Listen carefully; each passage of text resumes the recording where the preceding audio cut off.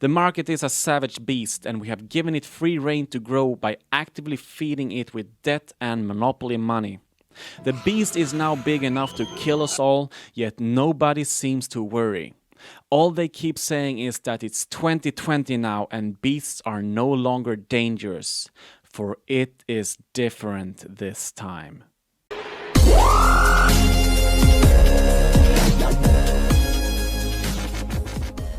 The market has recovered aggressively since the corona bottom in March. Yet one person after the other now believes the worst is over and that bullish times and golden brick roads lie ahead of us. What they base this level of optimism on, I really don't know. But what is clear is that in most politically and economically stable countries, each recession since the Great Depression has been a mere temporary pause for the market to catch its breath. With the exception of the 17 years of sideways movements between 1966 and 1983, each recession has simply been an opportunity for people with liquid assets to buy at a discount. Due to this, it seems like the market and its participants have entered a state of permanent bullish expectancy. We have reached a point on a herd level where any market crash, no matter how vicious or fundamentally threatening, has come to be regarded as just another buy-the-dip opportunity. For do something once and people will be pleasantly surprised and grateful. Do it twice on the other hand and they will take it for granted and expect it again and again and again and again.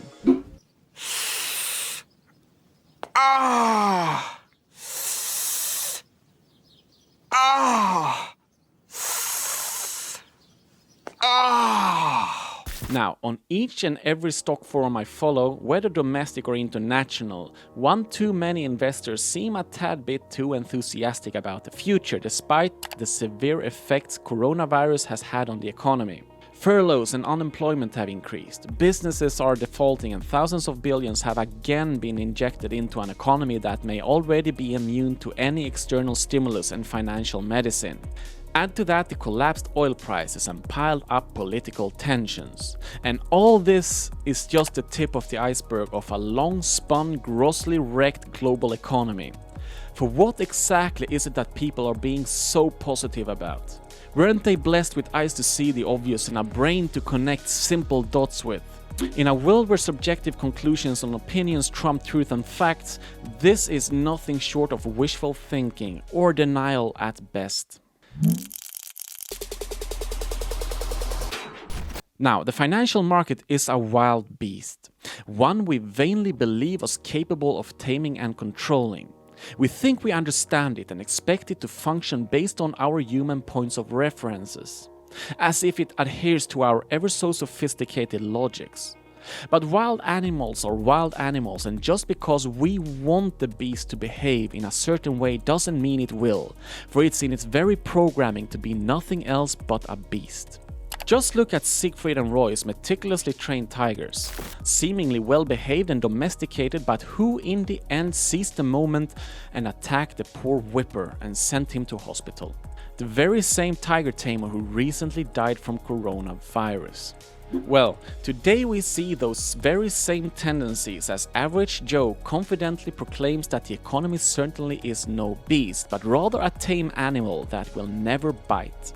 For Joe says recessions are short and fantastic buying opportunities because long term the markets will always go up, no matter what.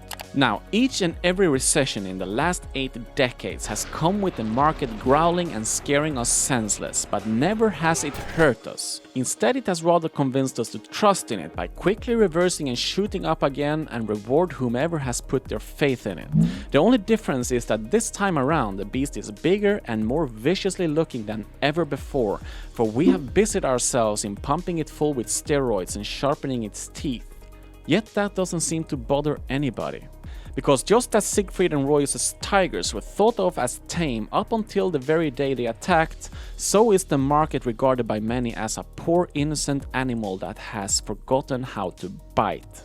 Because for decades now we have all become so accustomed to this beast, the one so seemingly domesticated beyond recognition, that we no longer feel threatened by it. It seems harmless. Sure, it grins and growls at us and shows its teeth every now and then, and most certainly it grows in size by the year and brings peers from its pack into our home, but so far it hasn't attacked us. People from far-off generations, few of which are still alive today, tell us about the monstrous beasts back in the 30s and how merciless and savage they were. These people, alongside beast experts, continuously warn us about the beast, but we simply sit back and rely on our own subjective experience. I've not been bitten yet, and neither have my family nor my friends, so stop whinging and worrying. It's 2020 for heaven's sake. It's different this time. It's different this time. But is it really? For by saying so, we silently imply that the markets are smarter today than they used to be. And by claiming so, we also automatically say that we are smarter today than previous generations. For we are the market. But are we that much superior today than we were 20, 50 or 100 years ago? We celebrate stupidity. Can you name any country on this map? Yeah. Africa? We pay hundreds of millions to a guy chasing a ball.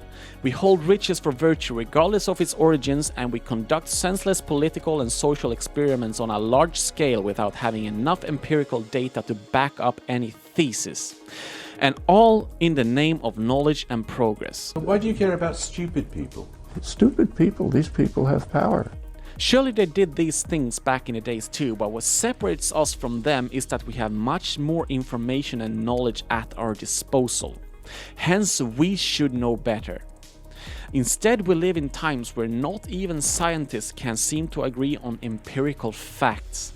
Straightforward things that should be replicable and non-culturally and non-politically biased. Obama's talking about all of this with the global warming and that, and a lot of it's a hoax. It's a hoax. I mean, it's a money-making industry, okay? Given the freak social and political developments going on simultaneously these days, in combination with our collective inability to soundly handle information, why on earth would the economy be spared? Why on earth would it be different now in a good way? The only thing that's different this time is that we are more indebted than we have ever been in the history of the world, and we keep pushing our macroeconomical problems onto future generations to deal with the consequences. Is the Fed just going to print money? That's literally what Congress has told us to do. There's enough cash in the financial system, and there is an infinite amount of cash at the Federal Reserve, an infinite amount of cash at the Federal Reserve, an infinite amount. For printing money ad infinitum and lowering interest rates to stupidly low perma levels are by no means an effort at taming the beast. It's a way of angering it, of confusing it, and of provoking it. And most importantly, it's a way of doping it to make it bigger, more dangerous, and more vicious than it has ever been before. To put it plainly, we are so vainly accustomed to the illusion of free money and permanently rising markets that we seem to entirely have forgotten that there is no such thing. And add some disinformational alchemists such as Ben Bernanke to the mix, and people will believe whatever story best fits their own narratives. Or putting it differently, people will believe whatever benefits them personally. But bear in mind that just because your home has doubled in value since you first bought it doesn't mean that it has or will have the same spending power value. And if you build the foundation on air and empty promises, the entire house will come crashing down someday, just like the market. For never in my life have I seen so many ordinary people with ordinary jobs act and behave as if they were all millionaires. And never before have I seen so many fancy houses and shiningly new BMWs belong to people with average or below average salaries. And never before have I seen so much poorly disguised public boasting of people's stock account values on social media, where one print screen after the other displays private wealth that would be unthinkable and unattainable to most just 1 decade ago. Now, don't get me wrong, I'm happy that people are doing well. What worries me is that all of this is one big warning sign of perilous times ahead. For everyone cannot all of a sudden turn into millionaires. They certainly couldn't get away with it in the 1920s, and we certainly won't get away with it in the 2020s. For what's happening is that one too many people are rich on paper because we have borrowed too much from the future. It is not our money to spend, and whatever we live up like Caesar today will be paid back in full and with a huge penalty fee tomorrow.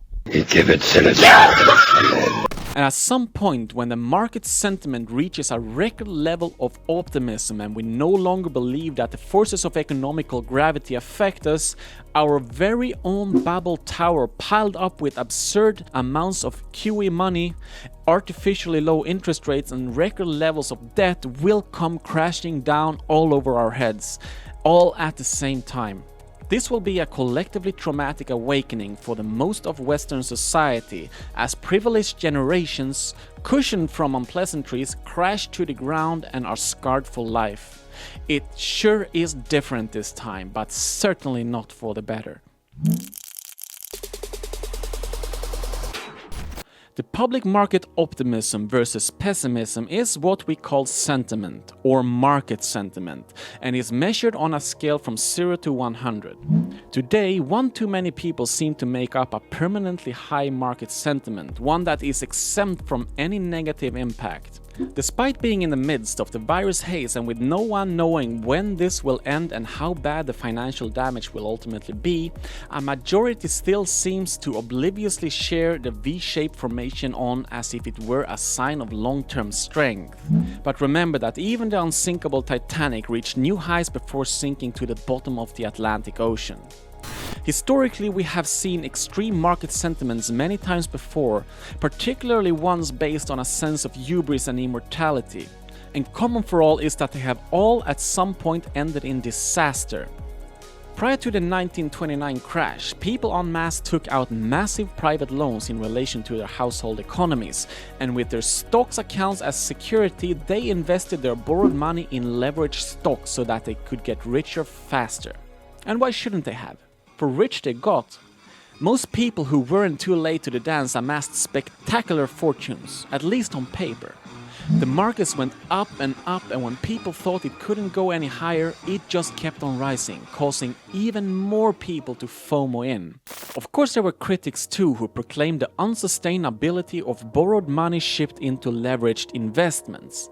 The skeptics, of course, were brushed off as killjoys and backwards thinkers, for in the midst of the parabolic run, people had a difficult time seeing how such strong momentum could ever turn on them.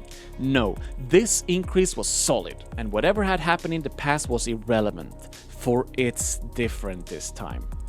The last major skeptic to officially change his mind about the 1920s stock craze was the Yale economist Irving Fisher, who eventually went on to publicly proclaim that the market now seems to have reached some sort of a permanently high plateau.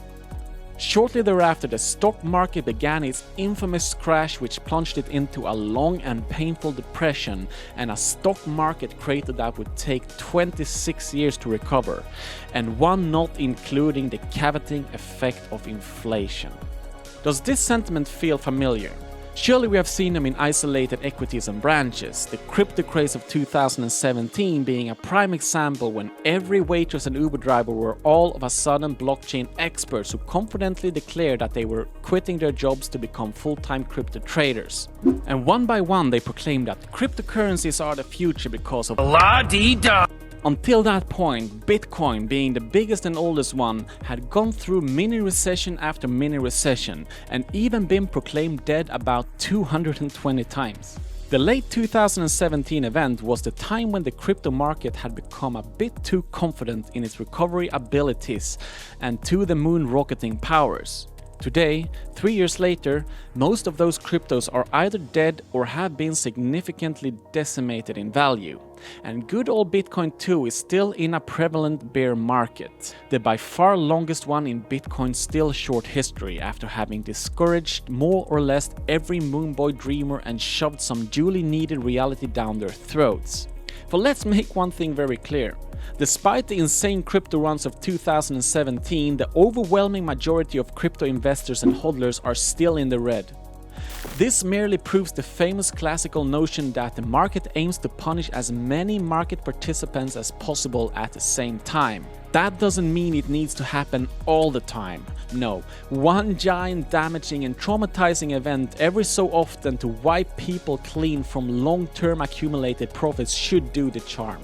And it just so happens that the crypto community is a fast microcosm version of bigger, more established markets. For whatever happens on the regular markets, just fast forward it by 25x or so and you'll have a normal crypto market passing of events. Now, I'm not here to tell you where the market is heading tomorrow or in a month for the very simple reason that I don't know. I know nothing! But rest assured, a depression is very likely heading our way. It might not come tomorrow or in 3 years, but it is coming, for at some point the beast will bite. And the beast is already big and angry enough to kill us at any time it chooses, for we have provoked the economy's natural course too much for it to be unavoidable. And economists too agree that we are long past the point of no return. Many of them did a diamond job at trying to warn us about the steadily growing beast while we still had a chance to do something about it. No one, let me repeat, no one can ever say we were not warned. We brought this upon ourselves by either turning the blind eye, by being greedy at the expense of future generations, or by electing people to office who neither act in the best interest of their voters or who have the sufficient skill needed to run a society. For that's exactly what we get when we turn politics into a nihilistic Saturday night entertainment, and where every opinion counts, no matter how ill-informed. For these very reasons, we are now sitting on a ticking financial suicide bomb. We just don't know whether that bomb will go off tomorrow or in 10 years. But what we do know, or rather what people ought to know, is that this bomb will blow us all to pieces. For at some point we will find ourselves at an inescapable crossroads, dangerous beyond perception, where either increased interest rates will cause a record-long line of economical dominoes to fall, or else we'll end up like any other desperate nation that tries to print its way out of debt. No, you can't just print more money. I saved the economy. We're trillions of dollars in debt. The debt to GDP ratio is out of control. Who's going to pay for it? Haha. Money printer go boom. Markets are rising and an ever-increasing pack of beasts are gathering around us. They may not have caused us any harm yet, but they're still predators. My only moral with this episode is this: be careful. Don't pet the beast just because the fur is silky and markets are rising, for the only thing that is different this time is that they are bigger and more dangerous than they have ever been before. The market is a beast, but as we are the market, the beast is us. We are the ones who bring upon ourselves whatever is coming. We are the beast that brings death and destruction upon the entire next generation to deal with.